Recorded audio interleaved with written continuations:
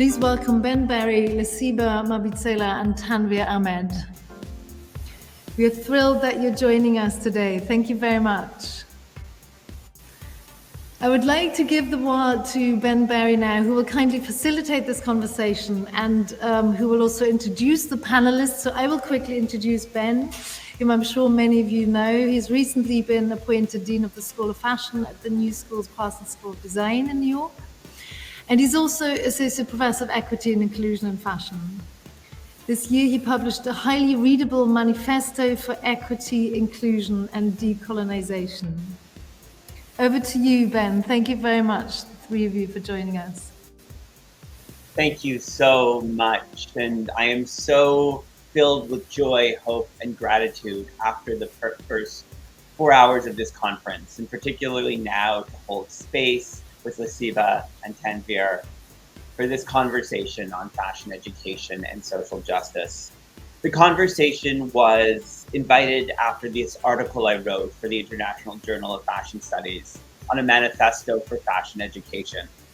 And it's a manifesto where I'm deeply indebted to my colleagues and students in my former institution at X University.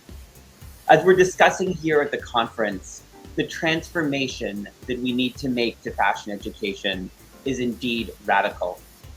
But nothing less than an overhaul of fashion education is needed, because to heed Audre Lorde, the house of fashion education is constructed on a foundation of whiteness, thinness, able-bodiedness, and binaries.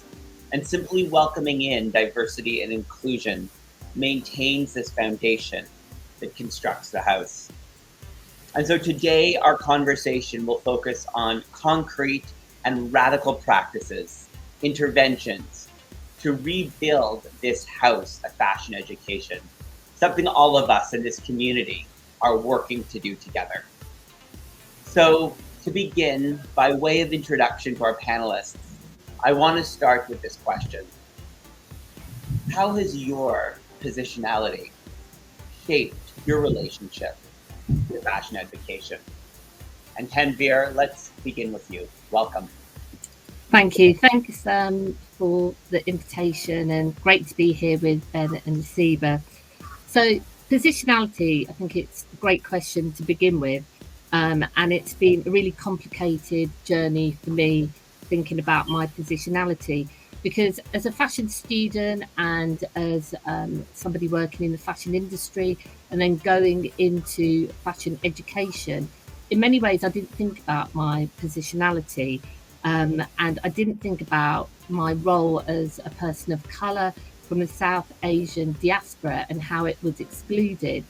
And it was when I started to teach fashion and I saw how excluded it was, and I began to recognise how my lived experience was never part of my classroom. It drove me to undertake some research into racism in fashion design education, and really to focus on these omissions and erasures. But I noticed even more how the omissions and erasures were intersectional. So, for example, I come from a Muslim background, and wearing the hijab is something I do quite often, and that was never part of my classroom. The clothing that my family wore, when my mum wears a sari, when I wear a shalwar kameez, that's never part of the classroom. So what I wanted to do was to really think about why it is that certain fashions are taught and certain fashions are excluded, and how these excluded fashions are only brought in when they're misappropriated as stereotypes and orientalized representations. Lasiba, I'll turn it to you. Hi, everybody. I think coming from South Africa, I think everything, I believe that our history with protest means that everything we do has a layer of protest on top of it. And so specifically about where I grew up and how I grew up, I'm a black male, middle-class black person. And so in many ways, I find myself in liminal spaces between, what is perceived to be a blackness and also being someone who is somewhat assimilated to an idea of whiteness or being of whiteness. So my introduction to fashion school, and I think for the rest of the panel I might speak as a student, is one that didn't quite find relation with the Audrey Hepburns of this world. I was also, when you think about school systems, there was always an emphasis on your proficiency to English. So there was always this, a direction towards your proximity to whiteness that I think has kind of surfaced in the work that I do as both an artist and a practitioner as well, because it seems as though I find myself on fact-finding missions with each project that I do. In one way, I'm debunking what this idea of Black culture, because we know that there's a deep colonial past, but at the same time, the idea is, can I be a thorn to the system, and how can I do that effectively? Thank you. As I think of what both of you said, I think of my position, and in many ways, I first think of my position on the land I'm on. And in New York City, it's the traditional and unceded land of the Lenape people. And that makes me not just recognize the custodians and the original owners of this land, but also recognize the need to dramatically expand understandings of fashion, that in fact, the original fashion creatives on the land I'm on were the Lenape people who developed beadwork, leatherwork, ribbon work, and so many other practices. And that immediately is an opening to think of our relation to the land in relation to fashion. And as I think about that, I also think in my white cisgender male body, the access I've had to fashion education to be heard, seen, and hired as a leader, and how that allows me to enter spaces in particular ways to make change. And also as someone who holds great privilege, but also is self-identified as disabled, how that experience of disability has provided deep insight into access and marginalization, as we're going to talk about in our later question. I want to move on to ask you both. Social justice has become a part of the narrative for so many fashion schools. And it often appears that fashion schools have co-opted this term, social justice, for style, but without substance. And from your perspective, what does social justice mean? And what does social justice mean in the context of fashion education? Tanvir, we'll start with you. Yeah, this is such an important question to think about, the co-option that's happening of the term social justice in education and in fashion education, and it's full of so many contradictions and so many tensions. And I like to think of the words of the thinker Frantz Fanon, who talks about the decolonizing process as one that's full of complete disorder. And I think that there's this tension with how we try to neatly package social justice up. But for me, it means about a politics that's a liberatory politics. It's, in the words of Bell Hooks, it's about education for freedom. And by that, I mean we need to address racism, sexism, homophobia, capitalism, and so forth. And these are really difficult and uncomfortable questions that we need to be thinking about. But for me, my own research has been really specifically looking at the design process and how we address the problematic dichotomy underpinning fashion. So these binary oppositions, man, woman, mind, body, that separate the way we teach, how we teach these kind of in these exclusionary ways. And if we want to work towards a practice of freedom, how do we unpick these separations that underpin the very thing that the body that we're trying to think about? So I think there's two things here. There's this kind of personal journey, this practice of freedom, but there's also this societal one. And it's very difficult when we're thinking about assessment, when we're putting all these other things, and we are also charging students to pay for that privilege. to come and study. So a lot of tensions and contradictions.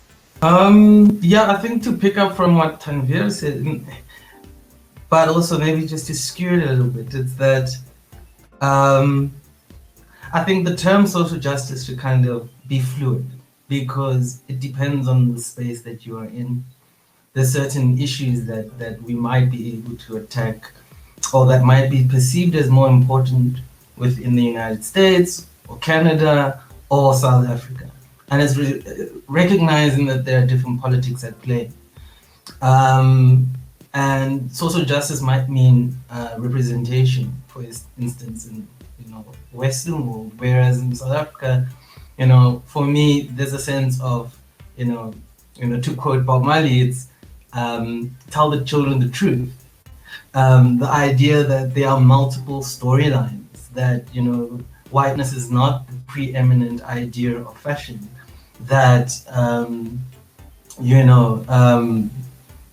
how do I put it?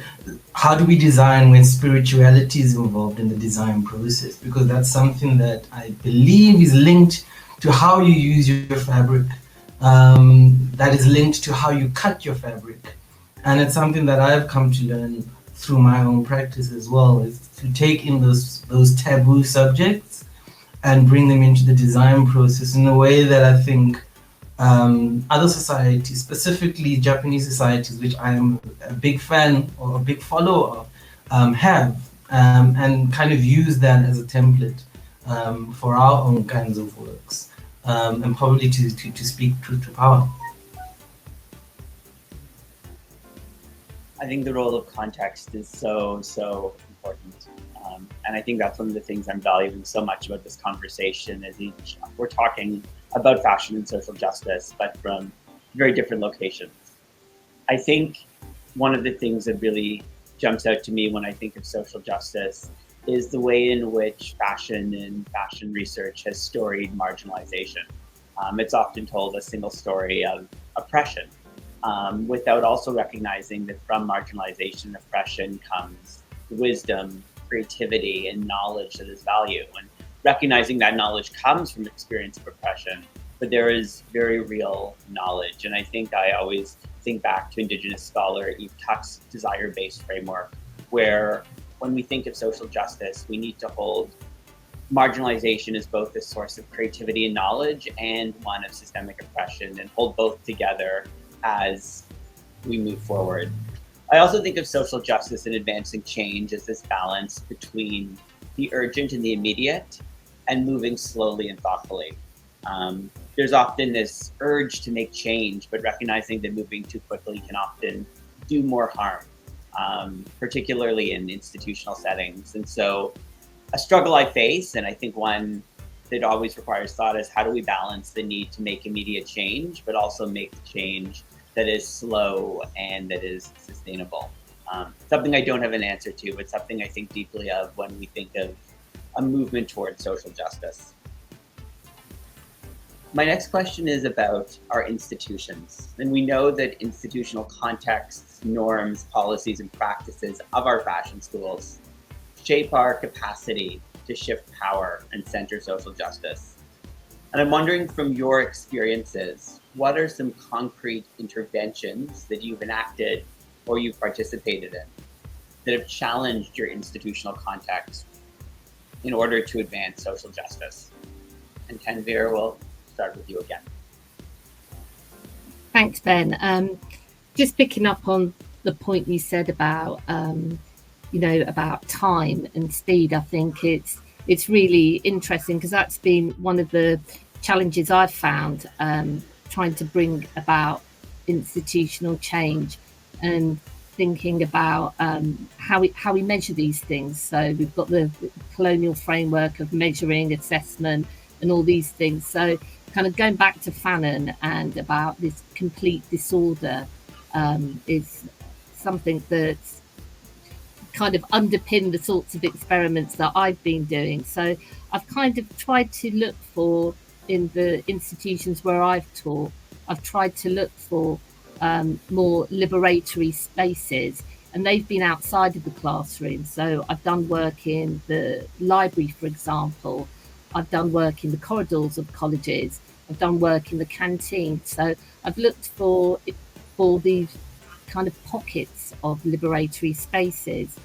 And I think the project for me has been about trying to find the silences in fashion and the absences in fashion, to help navigate through the Eurocentric canon.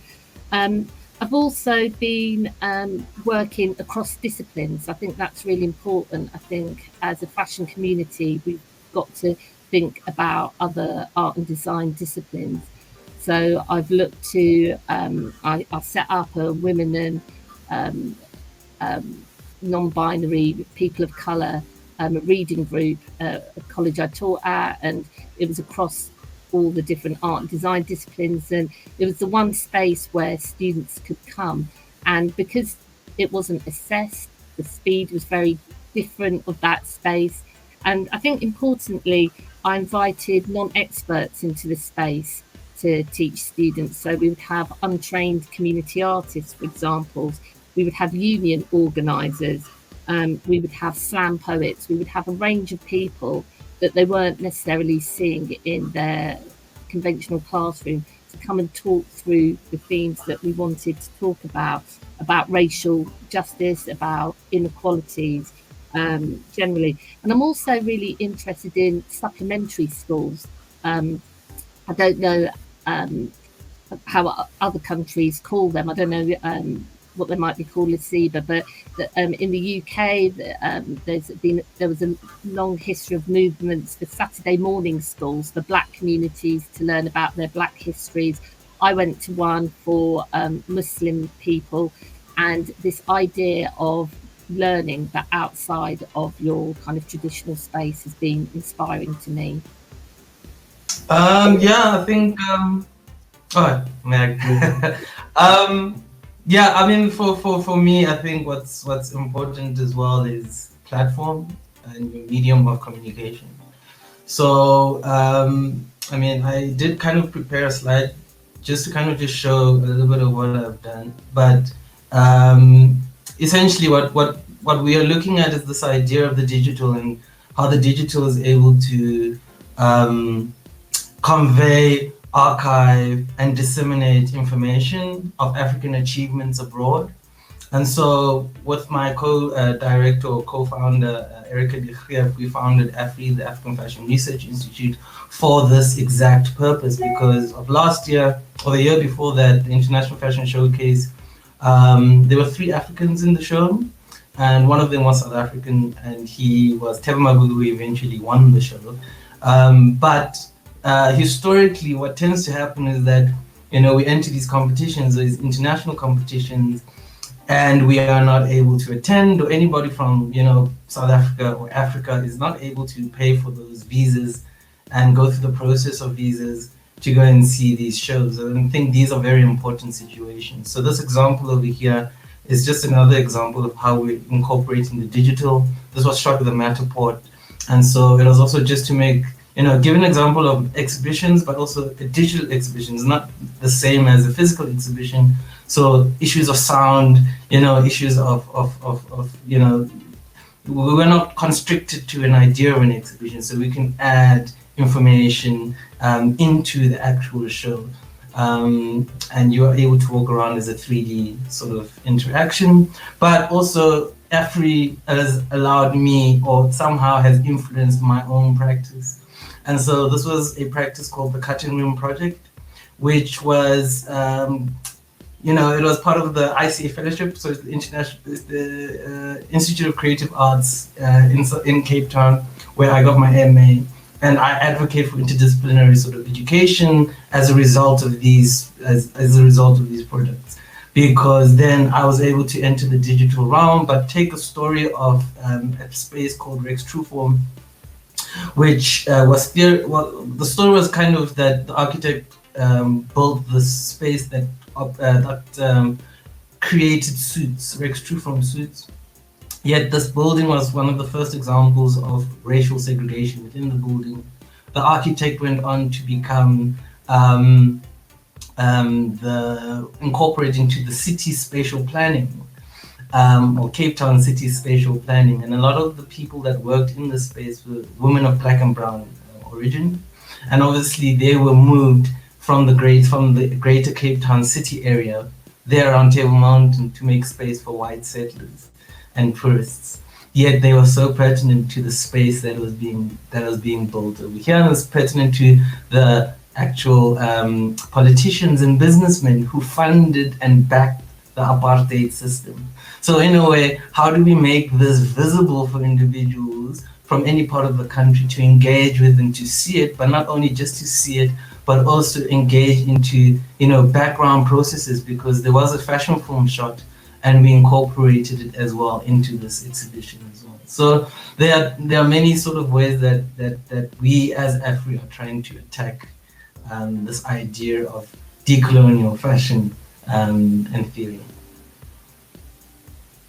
I think a lot about, in my context of institutional intervention, in the role of a chair or dean in writing job descriptions. And in doing that, I'm very inspired by Dean Dory Tunstall and the work she's done in terms of reimagining who is a design faculty member. And very much in my role, I think about how can we expand and reframe the way we value knowledge, particularly what counts as academic knowledge, in the ways we think about writing job descriptions and developing criteria for promotion and tenure beyond this sort of Western white frame and canon. And very much I think of doing that and writing job descriptions. We're launching a series of jobs at the School of Fashion Parsons, specifically in fashion and social justice. And these postings are written very intentionally, recognizing that there are systemic barriers to higher education and to employment. And because of that, how can we value diverse ways of knowing that has equivalencies to graduate degrees or work at particular fashion brands, ways that recognize micro-entrepreneurship in fashion, community work, youth mentorship as equivalencies to these traditional qualifications, and in ways that bring value and legitimate knowledge in their own right to fashion education, and specifically valuing that within a job posting. Having job postings that specifically ask candidates to demonstrate how their lived experience informs a deep commitment to intersectional, Indigenous, Black, and racialized communities in ways that make that a requirement for the job, and that show lived experience is knowledge, and important knowledge to bring into fashion school. And so very much it's how can we intervene in these systems to identify the barriers and also change them. And I think when we think of routes to job ads, when we think of routes to promotion and tenure, these are critical ways to expand not just who is in institutions and who can thrive and succeed, but the knowledge that we value. And I think as we think of knowledge and valuing knowledge, I want to end this conversation by moving from this macro institutional intervention to the micro level of the classroom or design studio. And I'd love to hear from both of you on some examples, or an example in ways you've intervened either in fashion pedagogy or in the design process to advance social justice. And Tanveer, let's begin with you. Hi, yeah. I think a women of colour, feminist and non-binary reading group that I ran at the Royal College of Art is a good example, because here in this space we could bring students from all different disciplines into the college, and they could have a shared space where they could talk about things that mattered for them. It was very much a student-led space, so students were able to teach in the space, for example. So we were starting to change the hierarchies of the usual hierarchies that we have. Students were able to choose what they wanted to think and talk about. In some sessions, a student might want to talk about a personal issue, so we didn't have to even talk about anything to do with art and design. So I think that creating spaces where we can come together to discuss inequality and think about inequality collectively is incredibly important. So I think collectivism is a very important way to move forward. Asiba. I think from my own personal practice, which I've also got on the screen, I maybe just chose one project that kind of illustrated this idea that kind of emanated from my my MA thesis around the construction of suits and how the construction of suits equally have been used as to oppress Black and brown bodies. Obviously, they've come in to kind of replace cultural signifiers of masculinity. And so the idea is to how to change that idea through a design process, but not only through a design process, but through performance. So where I was working with Erica, we worked together at the Zeiss Museum of Contemporary Art, and African art rather. And we were running the fashion design department. And we were asked, or not necessarily we were asked, but I approached the curator of a particular show to kind of do an intervention within the museum that kind of looked at questioning the museum's idea of or the sort of ideology of being an African institution. Yet, the way that we dressed, our uniformity was still very much Western leaning. So the idea was to kind of incorporate drape into the process of creating suits. And how that happened was this idea of, using herringbone or pinstripe material to kind of then subvert the idea of what the suit can represent and how the suit can look. So in this situation, you have, the curatorial department. These were my former work colleagues, but also, you have the sentinels who are also taking part in the performance. And you also have the receptionists who are also taking part in the performance. In a way, it became very anti-structural and decolonial. And I think this was really an interesting piece of work that has now gone on to is going to be part of a paper that I've written on masculinity in fashion studies as well. So yeah, this is certainly an example of the work that we do. Thank you for sharing that example. I think when I think of my context and I think of the studio, often I think about when we work with students to teach about design for bodies, whether it's disabled or plus size, fat, identified bodies. Often there's this big movement to co-design. And I think that's helpful because in many ways it values bodies that have been at the margins of fashion as beautiful and valuable and desirable and worthy of being designed for. But what it doesn't do is recognize the design knowledge and wisdom that these bodies, these people have. And so much of what I think about is when we're in the classroom and we invent social justice, how can the classroom and students learn to facilitate shifting power, sharing design knowledge, thinking of new ways to share credit and share acknowledgement of design work, and to create access for more folks that have been considered co-designers to become designers in very real ways. And I think so much of this is about then really shifting those powers from considering bodies worthy for designing cores to being designers themselves, to recognize the knowledge, and how can the classroom be a space where that can actually happen and manifest. So much of the change we want to make for radical transformation is about thinking through these issues together, having dialogue and conversation, and recognizing that even though we may all be on 3 very different continents, we're connected in the work we do to liberate fashion education and fashion from how it's been dominantly understood. And I think this conference, this conversation with both of you is really a start of building that community. So collectively, we can work towards radical transformation. It's been an honor to hold space with both of you, to be at this conference. I hope everyone has had a beautiful day. Thank you. Thank you. Thank you so much for this important conversation, for this inspiring conversation.